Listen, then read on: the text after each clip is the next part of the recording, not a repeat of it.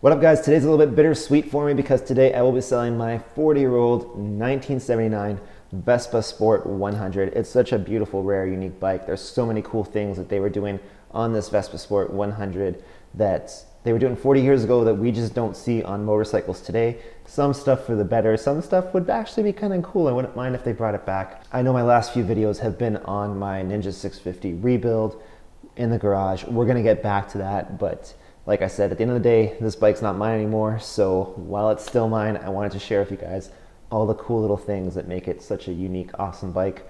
So let's do a little walk around video so I can share that with you.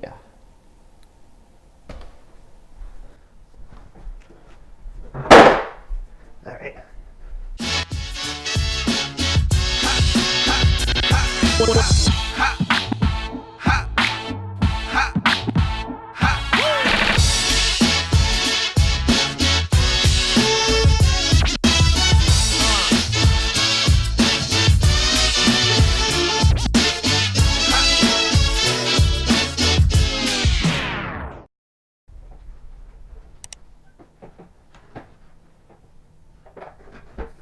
The bike is built on Vespa's small frame platform, which means it's not exactly huge. You can fit two people in a crunch, but you better hope that they're small people.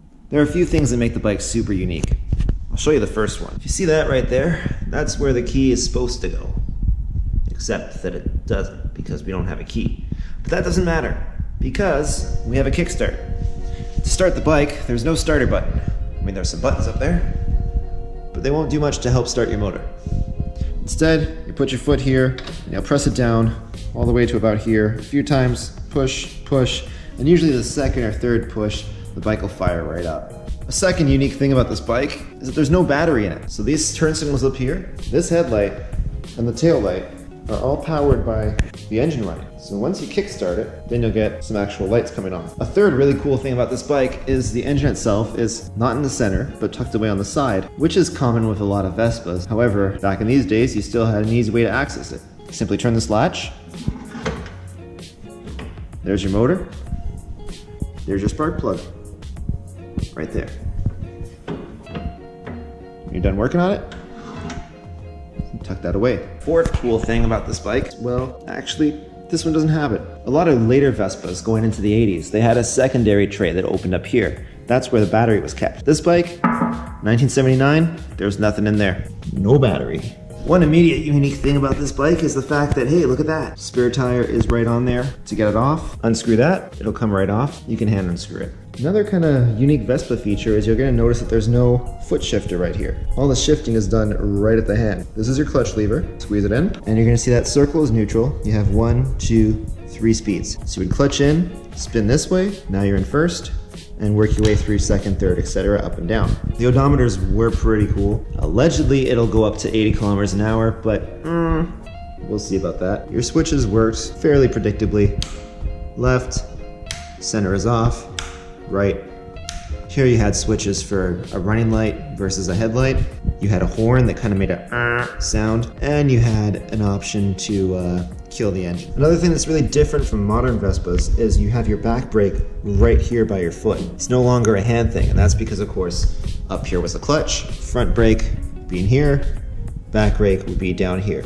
This part is actually kind of similar to how motorcycles function. See, back in those days, theft wasn't really that much of an issue. It was really easy to access underneath the seat. In fact, there's no key needed at all. You just push a little lever, and there's access to your gas tank. To get in there, you would just unscrew this, latch would open up.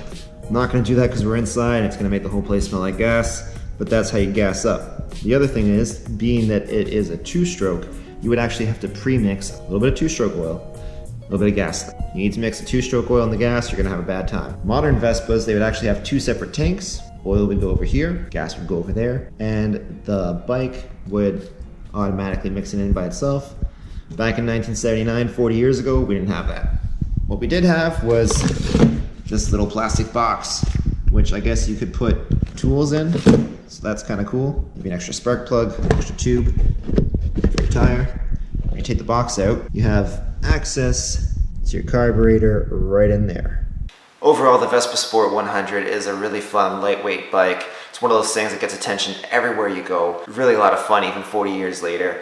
If you're thinking about buying one as a secondary bike, they're great, but if you want one as a primary bike, I'd have to tell you to think twice about that, especially if you're kind of newer to motorcycle riding or to scooter riding. There's a lot of little things about them that just make them a little bit harder to run, like having to mix your own gas and oil, not having as much range in the gas tank. Theft and security can kind of be a little bit of a thing that might make you a little bit nervous. They don't have a ton of power. They're not necessarily the most reliable. They're not necessarily unreliable either once you do have them properly tuned. Having the drum brakes that can't stop as well as newer bikes is also might be cause for concern for some people. But as a secondary, just sort of a strictly pleasure vehicle, these things are awesome.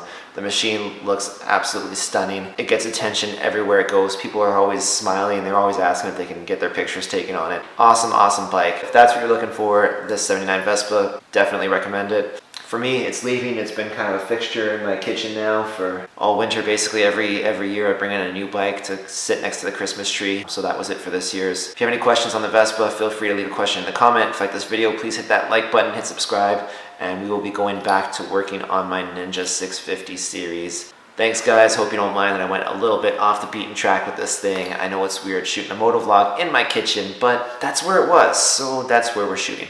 Alright, peace, ride safe, bye-bye.